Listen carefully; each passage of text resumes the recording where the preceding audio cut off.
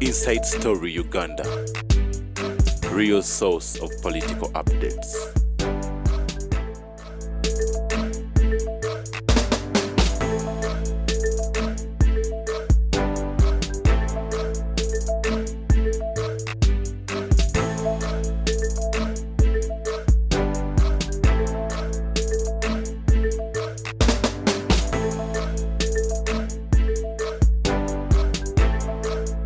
Wangamba ngende ku by the way sami Joe ko Sunday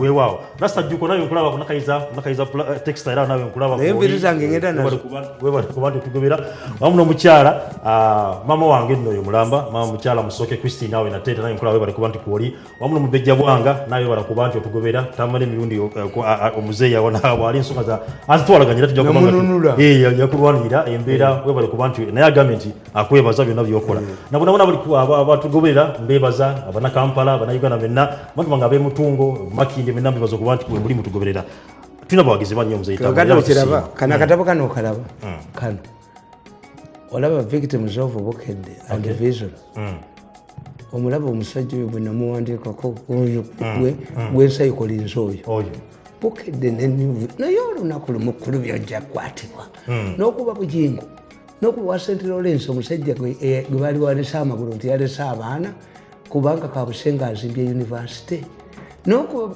n'okuba buli muntu yenna akasajja ne kati kubanga kabaka bwakawa obwami mukabaka aneta abukawe twagala kati kalinyeko enkoni bakasekule kana akatabo weekale victims of Vision and Bokede ensi yino okukwata ku kulubya ne Sebo gye bujja n'akusajja kati bakanoonye kubanga bakozesanga media ate nze mbabanja milioni 10 lirupe kulubya ndikabusenga lirupe they turned me into a corpse collected mabugo I need this money it will shape the media okuma these toilet papers to stop being mercenaries kakati nkugamba nti let me conclude that tugende ku nti ba okitegedde nti Greenland Bank Zanzibar Greenland Bank Dar es Salaam Greenland Bank Nairobi were solvent.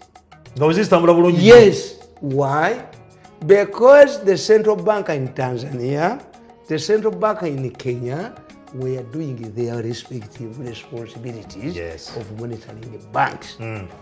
Wano omukazi bugulu woman yazitundilanga ko semu bali kunoonya n'abaana bali banoonya oli ogera abakutumanga okusuula banka n'omulinzi w'emmengo oyo yalina ekikampuni ekitunda assets nawe tukumanyi bajja kunoonya omulabe kabanga linga agikanga baddeko ngembu ne Museveni akoze enguudo akoze flyover mulowooza what will the next government do after Museveni there will be a coup bali okeba omulabe gwadduka ne kalubindize gwe bali kwatana ensigalwe olaba ababbi bwe bayingira ebinya by'emmesi I'm authoritatively predicting after Museveni there will be a coup a military coup emyaka 10 nga banoonya babbi bwe badduka ababbi bonna abajoze ensabasa obuyumba bwabwe bonna omuntu yeegaana ekizimbe si kyange omulabe bwadduka ne kalubindize nga likabanga nze ekiriwo nkimanyi I know after Museveni we are going to have a military coup. Okay. Tumalize ensonga tutudde kakati nkugamba nti all of this exposes the Bank of Uganda since Greenland Bank was operating well in Kenya and Tanzania owing to strict supervision from central banks in their respective countries of operation. The reason why Bank of Uganda has failed to supervise and closely monitor banks in Uganda can be illustrated by a Uganda saying which goes that omukazi asiriza entamu agikombere mu fumbiro which means that a woman can deliberately cook bad food to ensure that her husband rejects it and eat it alone. Byali bigenderere to kill banks was intended to create an army of angry people. To invade the markets was intended to create unemployed people. To attack working places to create an army to attack Museveni to remove him. This is not frustration bagala first government Museveni gwe bagala okujjako kubanga bo bakugamba you heap everything on Museveni. Museveni yalemeddwa. Era nze mbagamba nti whoever says that the problem is Museveni then we're in big trouble. Omuganda kugamba nti oyinza okubuuka omusulo n'olinnya mu mowa waasi is not Museveni. These people are doing these things to ensure that Museveni fails. Boba kubanga kati ekisinga obbaluma nabagamba ti a mafia after acquiring wealth, a mafia operates like a phone set safe. Omubbi w'essimu must leave immediately kuba bajja kubakiri. Fe Abaganda bw'ogenda ew'omuntu n'olya bulungi edda waliyo kakumbi kakati nga tewali toilet no bagendanga mu kakumbi kati toilet agenda misana.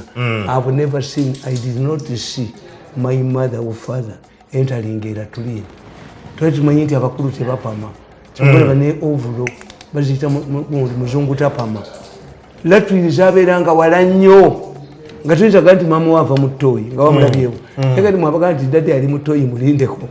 Kati omuganda bwe yamalanga okulya nakkuta n'awulya nga ayagala kwetaawuluza bwe babanga mumuwerekera nga abaga nti munkomye enyanguwe yeevumba ensiko. Kakati these people have acquired wealth, stinking wealth, are seeing Museveni as a problem. The more Museveni stays in power, Ugandans will realize who is the thief. The telephone set will ring. Kyobula babawagezi ba Museveni batukuba nti abawane sente zange mbumubbako 8 timujja kubbako yadde ekikume nja bayingiza kabuli kasajja gwe gwendo zikule nyoko demo omubike olyoka ofune sente kasajja gwe kagambi where do you find the money that is not stolen now? Tuyina n'abamawulire abalamu aba 10 billion kasajja gwe ozonnondoola kasajja gwe ozonnondoola.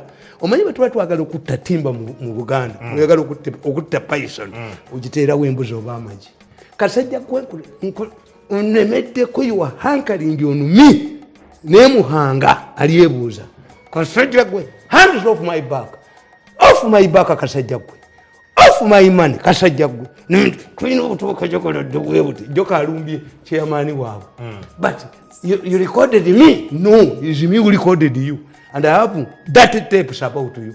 But oduke kasajja kuva ku sente ensonga sente jatugikomya kakati okitegedde kulwa kadi jatukomya ensonga ya sente nti nkugamba what about a case of a cannibal who at the same time serves as a hospital surgeon? Can't he deliberately kill a patient kubanga ayagala kumulya? Ayagala kulya.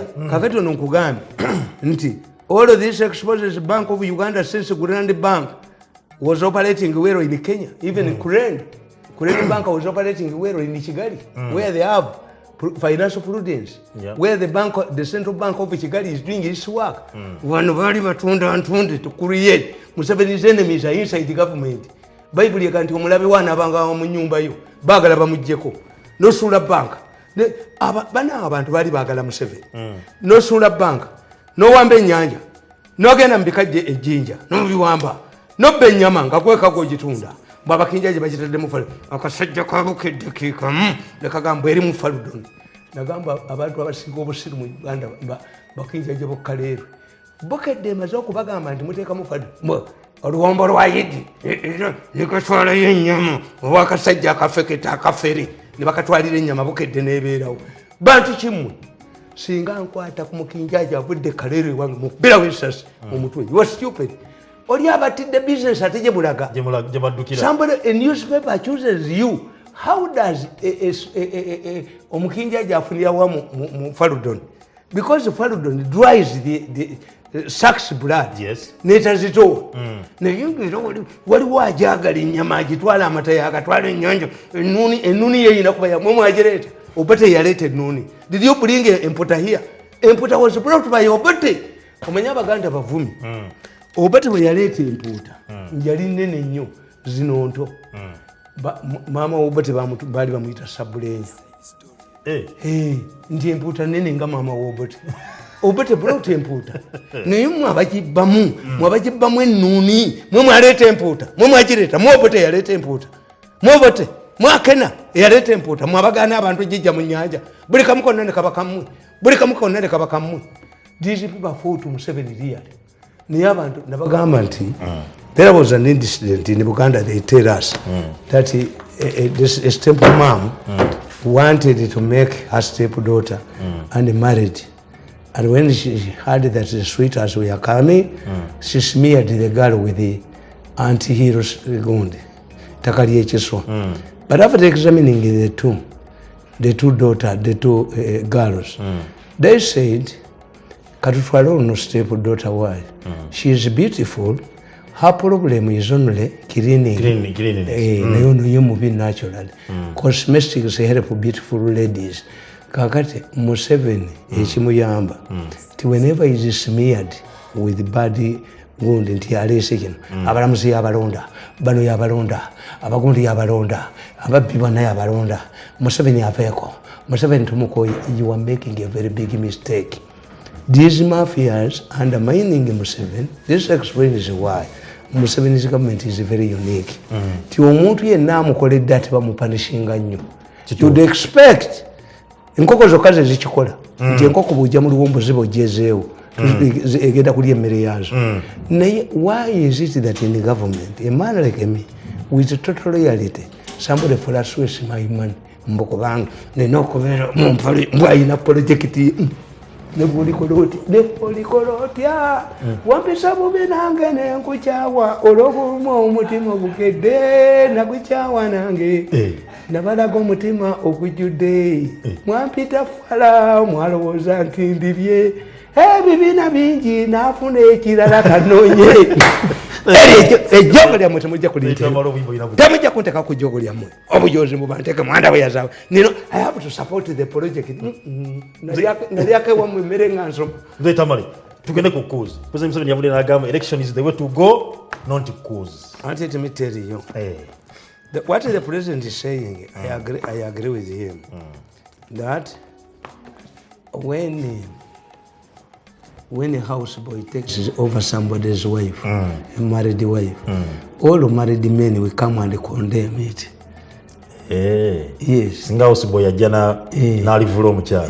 Fenna tunogamba nti kyakoze kikyamu. Kubanga fedde abafumbo tukitya. Kituufu. It can happen. Kituufu. Terayinza kiwagira. Two, the African Union is against the cause. Yes. Era statement yagikoze mu statement yakiraze bulungi. But when you start the cause, what causes the cause? How we need to basing what causes the cause? You see, this is rampant cut. In the Africa has gone through three phases. The independence leaders, like Obote, like Nyerere, like Nkrumah, like Kaunda and others. What they didn't know, the British Prime Minister, when he was addressing the South African Parliament, he said, African independence, is it a wind of change or a change in the wind? Era paper ey'amaanyi yali Makerere nga Professor Kalugire yagiwandiika naye baagibbayo teriiyo. Mutandi wa Kalugire n'agisomako kaakati n'alaba ebiri mu gavumenti tadduka. Kalugire yawandiika paper Makerere baagibbayo. A change in the wind or wind of change? Wind of change.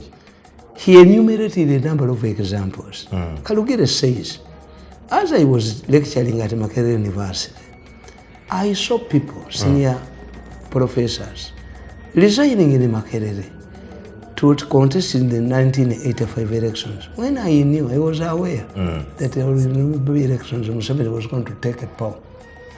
Kalugire n'akuwandikira ku Tolobati, President Tolobati, mutabani we, muwala we, and I don't think that these people can be allowed to circulate. Nze njirina. Wind of a change or a change in the wind.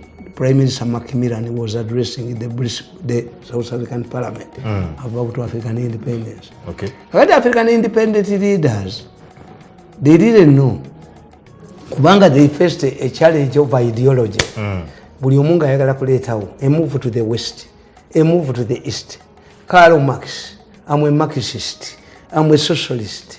Buli mukulembeze wa Africa n'aleetayo ujama ono n'aleeta socialism, ono n'aleeta ani, because they wanted each to show that they were intelligent. Kakati bali abazungu baali batuwa amawanga obwetwaze. Omusajja yagamba nti it is not a change of wind. It is a change in the wind. It is a change in the colonialism. It is not the end of colonialism. It is just a twist. Batulekera land mines ensi zigana okutereera always to look for these people for arbitration. This is what I say.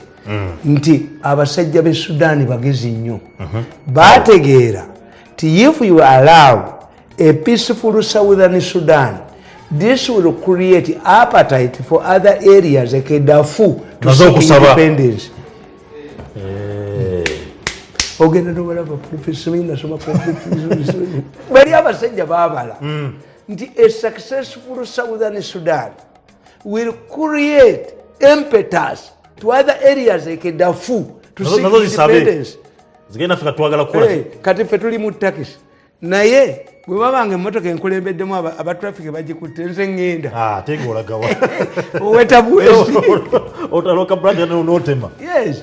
Kakati ekyo kibala abasajja kye baatukola nti buli ggwanga baalirekeramu pulogulemu zaalyo dibeerenga fukisa tutwerwa tudda gye bali tuddayo eri.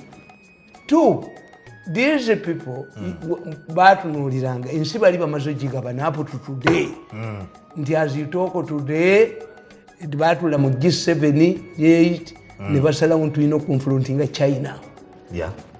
The Chinese cannot give you money. It's IMF that can give you money.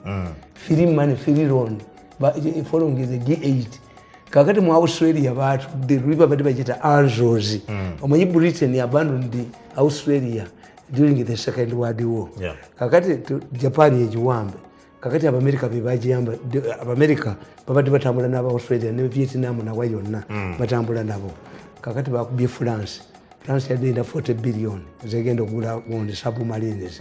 Kati bano batudde ne bakola agreement yaabwe ya Britain, Australia na America. Ono bamukubye mu kakati oyo bw'omunoonyereza Omufalansa alabika akolaka ne Iran.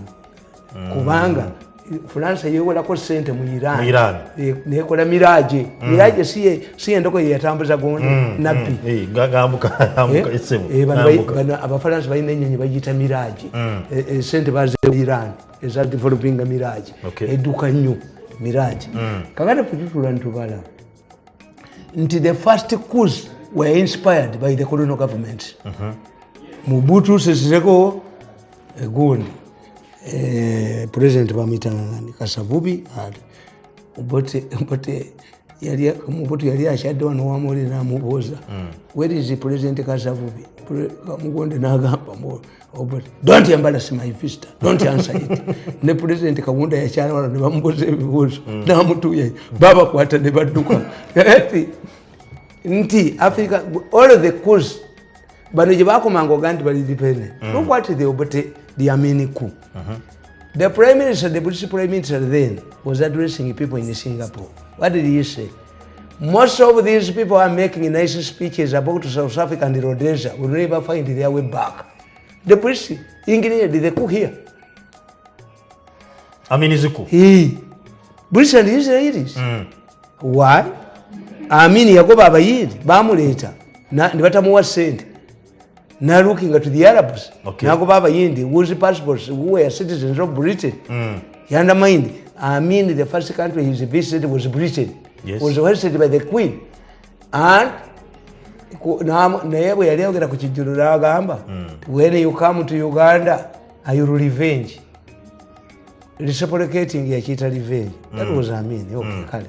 But the issue is then I recited the poem for Idi Amin when he visited my home 71. I was in P3. His gundi pilot mweri kubuta bali bamuyita Kano Kafieri Israeli Kano nga wabwe Amin the colonels recommended nti Amin tasana kubeera maje Obote thought nti omusiri gwajja kukola ki okufuga. Yes. Nene president yalaze nti no mu bantu waki balina bo ensonga kuba bagala okuba bana kolera era nga bala bakulembeze no Amini yomu ku bakulembeze wakati bali ba byabazungu nti in 1964 amaje ga East Africa gonna gakola mutiny aga Nyerere yagagoba Nyerere yagamba the most embarrassing thing in my history is calling the British to disarm my army. Yagagoba gonna in Uganda, whatever they demanded, Bakuba Felix Onama, Minister of Defense Jinja, they got everything they demanded. Two, the army is different institution. Army in every into every. Lisatu. But what say yali agala kuwamba Chinyata. bandi bamukwata ku simu ng'ayogera ne Amin mwenye naayita omusajja Kenyatta naayita omusajja yali amekamanda Mulinge yapita amekamanda yali mukamba Uganda arrest wa boss Mulinge yamugamba nti you don't know the psychology of the army a junior cannot arrest his senior. Okay. Amugamba nti kakati Malinge, what should we do? Send him on university leave. I became marketing and eventually I take over. Era yamuyita n'amugamba nti Malinge, why people don't know that he was the army commander and you have never appointed me. Tiina ekikwata mu ki? Mu stages. Yes. Nti why has the Kenyan army not toppled the government? Why is it that a revenant in Zambia went on radio Zambia, Lusaka, and announced that they had taken over power, but he was rejected by the population? Era kawunda tiyakakwata. Kajjanga ku mupiira ne bakuba enduulu. Why is it that some countries have suffered the coups and others are not in Africa? This is a question. Yes. Nti, when you look at the army, army, nkugaye nti army eyina ebintu bina. When you look at the military. The military, there is no general who is a tribalist. Mpulirayo general omunyeka gwe bayita Afende Kaveera. Tewete bapa mayo. Bagenda na Kaveera bamuyita general Kaveera. Wali. Tewete bapa mayo. Bamumanya basirikale. But a general cannot be tribalistic. Why? A general, you must side yourself with the people who can protect you. Okay. In danger. Oyinza ogenda ewa ssale n'osanga ng'omukyoli yakulaga ssale. Yes, not ye Munyankole. True. Yes. Ojja kusanga ssale nga ali mwangu nnyo to market twaza ki? Areas. Because he has survived the wars. Yanyumizaako nti e Bukalabi bamukuba amasasi omukono guno but the villagers yali akoze ne project ya coffee e Bukalabi ng'agimpadde ne bankuba ne banzijamu. Kivula bwe sigendayo. Ewuwe. Sagala kunjogerako ebyo n'okumulinda ka kamiliyoni kandabe nga nange embwami ekitiibwa nekinzigwamu nga so ka kamiliyoni nengalabyeko kagenze kamulabyeko kavuddeyo nga nze tannandaba ngenda bugenzi kati nze ntambula n'eggume lyange ne status nti kamiliyoni bwakuso kasita kamiliyoni ayingirayo nga sinnayingirayo nvuga motoka kudda Kampala kamiliyoni tayinza kunsooka kulaba sale yo type eyo ayimasaabu anti era buddamu ga Mirundi wa musanze sasa nze yonna gundi nabbanja ffe twamusanze okumulaba ne tufuluma buleeka engalabi zaabo ne buleeka engalabi zaabo kakati nkugamba ame teyina tribe. That's why Galanga was not interested in the independence of Southern Sudan. Yes. Galanga wanted the federalism. Why? Galanga had become a colonel in the Sudanese army. Okay. Chovala Bamut was limited by the Americans who had their own design. They had created a buffer country between Sudan and to stop the spread of Islamic fundamentalism into Uganda. Otherwise, Galanga being a general in the Sudanese army, he did not see tribalism. Why? He was promoted to colonel. Okay. Kakati ekyo kimu. Ekyokubiri, unlike the civil service, you can have all MPs, ne mubawe emmotoka za miliyoni ebiri, ne mubawe musaala gwe gumu. This cannot be done in the army. The army, there is a disparity between the allowances and the chi. Once you pamper the generals, the sergeant does come in and topple you. Okay. Kuba toyina byobawa byonna. You pamper the generals, nti mu Sierra Leone, General Joseph Mamo was defeated, was toppled by Captain Valentina Stresa. Why? Soldiers become tired of wars. Yes. Bagenda ne batuula kakati abo baatuula. Captain Stresa yali alwanyisa abayekera e Sierra Leone. N'atuula nabo bonna baana bato. Ne babuuza, why? Gweyina ekizimbe Bamako. Abaana baabano weebali. Omwana wa minisita aliwo nga bwe tubuuza mu UNEB nti abo abaana basiru nga tetulabako bwe bazina nga UNEB efulumye ne tulenda ebya siniyafu nga tetubalabako ne tugenda e Makerere nga bakola tetulaba bano tebasoma basiru nnyo bali Bulaaya bo badduka dda wano basoma mala okutta education wano ne badduka. That's what explains how can a Uhuru's son organizes a wedding n'atalya muceere guvudde wa Uhuru. Yes. How can Ochola hire a military band at his daughter's wedding. How can anybody hire a police band at his daughter's wedding? Why is it that if it is a quality education, why are you people running away? This is a question. I am not undermining anybody, but I'm telling you that what exposes you tetubalaba ko musiri yafo mu P7 ne ku university tetubalaba yo abo muri venue nabo atenze bwenjogere kitu kiwakanya oyo omukazi akolo yali mu Uganda Revenue Authority nibali kuva mu yambisa ne sente za handshake yazijja mu Uganda Revenue Authority. Does Uganda Revenue Authority pay for government fire? Ne mukazi kujja kubeera majate kala moja tali manyate kala moja tali manyate kala moja nze bwekamba ng'ekintu kyepankangako because I wake up early morning kakati nkugamba nti that's one olutalo amaje galukoowa olutalo amaje gakola ki galukoowa ne gagamba nti ngakati agobote gakuwa olutalo tutese nani muwanga n'atopolingani siri nti amaje galimba amaje gagenda ne gabalaba ne mmala okwonoona amaje galimba. However much you talk about the army coups and what is like a saying into how can I prevent my wife from eloping with her gynecologist amulaba ngali naked.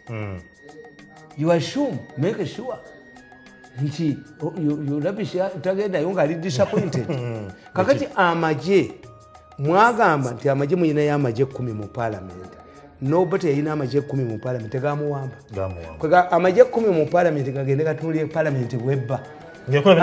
Parliament yebba. Bano basajja batondoza ne motoka tebafuna. They are listening points in the okay. Let them become listening. You bring them. Abaganda bagantu ekisiza kera tunamumu. You take the 10 soldiers, officers to your parliament which is corrupt, and you watch the corruption. However, because let me tell you, the constitution of Uganda does not allow coups, because the constitution states we have 3 political systems: a multi-party system, a movement system, any other system that is democratic, which democratic means that soldiers cannot take a power, is under the constitution. But the constitution is a piece of paper. True. The moment the soldiers, by the time the soldiers come in, people have lost the government ebemaze okukyayibwa abantu. Constitution ya Uganda ekugamba ti abalijjawo constitution yeno n'ekifuba muli balwanyisa bwe muri balwanyisa ne muwangula muri sasula munaso nga batwaze n'amazina abajasi bolaba bavuddeyo bamala kulaba nga government eri discredited ngebo kimu kiganda era bantu bagamba nti ekisobaleza ekyokubiri mu kibuga tulugunya bantu bibajje okukola zikku. Amin gave 18 points to Obote wizi okumutopolinga. Paulo Muwanga in 85 gave Obote 18 points for the formation of UPC Uganda. Nga kyamutegeeza nti otuuse ku level. It's not the soldiers. The soldiers in many cases they are incited by the population. The arbiters, a soldier gendo sumegundi, Plato the role of a soldier. A soldier pays by his blood. A soldier, omuserikale yabalabe nga muzimba ebizimbi bwabiyitako nabaga nti eno gavumenti nyangu nnyo okusuulibwa amaje. Why? Nti abasaako y'amaje wazalendo bwe beewola ssente bazitwalawo mu market. You are disturbing market. So nomukozi neyibamba bwati nga ali ne mu pads ze n'akanyugira abasajja nakuba abasamba n'abasamba mu Owino. Who is in Owino? Do you think nze njogera nze kandi nakamunye 10 naye mumanye emotoka eziri mu mupaaka abagagga bazirimu zikwate koolabe ono simanyi kyafa kirina kyesimanyi kyofa togabye. Take that taxi business and see the real people. Amaje gali opportunistic nabagamba nti amaje for Abaganda by nature tubeera n'omwana wa mwannyoko mu makaago tubayita bajjwa. Omujjwa ayijula enju kigambo kya Luziba okuyita clean the house. Omujjwa si wa family mutego tegumukwata. Omujjwa yasala bakojjabe ku migwanga beetuze. But once omujjwa kasaabuuka mukazi wo tomuddira. Twineda chika 3. Tukana kyagala okunsoma. Ante wano kiribwe kiri nkugamba. Nti mutunulire Obote nakawandika ajja kuba kasomera gundi ejja. Nti what brought to the coup of 1985? It was a question Obote blundered by one thing. When Obote started fighting with Muwanga, Oyito Ojoko wrote to them a letter. You people, I don't to go back into exile. I'm going to remove you. Because Obote was telling Oyito Ojoko to account for coffee money. And Oyito Ojoko told Obote, in a letter you have, if I'm stealing coffee money, didn't you still vote in 1980? Kati Obote nebako naiving ne muwanga batani. Oyito Ojoko. Kakati Oyito Ojoko jabesanga mu kizibu. Nti Oyito Ojoko was a chief of staff. Okero Lutwa was a commander. Kakati nga baziriyo ayagala abeerani. I'm chief of staff. Obote could not do it. The split had already erupted. The army had already been split. Nga abalango abacholi bagamba fetu from Lutalo. Abalango muri spared. Yes. This is where Obote decided to bring Peter Otai Omuteso eramba gamba lwebaleta special force okwekalakasa mu Kampala is might muwanga yalagita lejule army ne bava bamu abantu 100 nga daga nti fetwagate tumanyi nti bayekera bavudde bombo ne bagamba gundi nti uncoordinated troop movement nga Smith opona achaka bamubidde egwindi embuya. The army had already been split. Kakati Obote decided okuleta balango banne. Lieutenant Colonel Ogole namuwa Korean commandos, namuwa Tanzania n'Abangereza, British Advanced Military Training Team, to flash out Museveni from Luwero. N'aleeta omulango omulala Smith apona achaka, yamuleetera obuzibu. Smith apona achaka yayingira mu liberation in 1978. Smith apona achaka was trained in Greece, nga muvuzi wa tanka. Greece, omanye nti yatambulanga ne Kalabiya ya Walaji. Waliwo balumba Namugongo. Paulo Muwanga Kaguma n'abagamba baali basajja. Kaguma yagamba Paulo agamba Muwanga, lwaki kyemwetise ekibazoweredde temukyetikula. Kaguma n'agamba mbabuulira wano anaafuga Uganda ajja kuva Luweero abantu bonna ne badduka Namugongo ng'agamba Museveni. Kaguma ng'anyiize balumba Namugongo ne batta omwawule bazira ne balumba buli kimu kyonna. Smith aponda akyaka. Kakati Muwanga n'ayogera n'agamba nange tugenda kutereeza, tugenda kuliwa, tugenda kubitereeza. Smith apona akyaka bwe yasituka okwogera nga Muwanga amaze. Naga, do you know that this man is not a vice president? He is a minister of fundraising and marketing. We shall come back. Yagamba kyetukoze wano ne Jesus yakikola mu yeekaalu. Yakuba abaali bazanyira mu kalata. N'agamba Smith apona akyaka, when an insect mixes itself in garbage, enkoko ekibojjeramu mwaleese abayeekera wano. Yes, the battle kwega amaje finally. Do you believe nti amaje siga amaanyi mu America? Mumulaza nti amaje siga amaanyi gamaanyi. Clinton bwe yali ajja mu bufuzi yagamba nti I'm going to allow the homosexuals to join the military. Eyali omuduumizi w'amagye George Powell n'agamba, the moment you allow the homosexuals to join the military, I will resign. Clinton went back to the drawing board and came up with a new phrase. Don't ask, don't answer. Tombuza status yango bandi musiyazo bandi ngame kamanda akozeje ngavuddewo abasajja waliwo gondi chancellor ko yali ku bugenyi. A battle erupted between the Minister of Defense and the equivalent of your commander. Nti yamulabye mu kirabu y'abasiyazi. This man, Chancellor Ko, cut short his visit and went back to Germany and sacked the Minister of Defense. Temuganti amaje bweru tegaliyo. Jegali. Ne Bungereza bajja ne basangawo General, an equivalent of your army commander. Nga yawagira Tony Blair. Bagamba has sought an early retirement. The military prays behind the curtains. Nete muloza etaki amajenga akakuganye tofuga gwanga. They can reject you. Kakati mu Africa, the problem in Africa is recognition. Nti amaje gagenda okujja ng'enduulu zigenda kuvuga. Naye amaje galimba. Nti amaje nago bwe gajja galimba nti tugenda kukola. Olw'okuba gasanga ab'opposition banyigirizibwa. Unlike Uganda temuli opposition. Bonna ba government babawa ssente. Bonna bali babo bonna bampuuka bane bonna. Nuupu Bobi Wine is the ambassador of NRM in Nuupu. Bali ya ssente n'okusinga nze. Sigala kubanga nsuka onogenda kuba mbeerekereza. Is a question of recognition.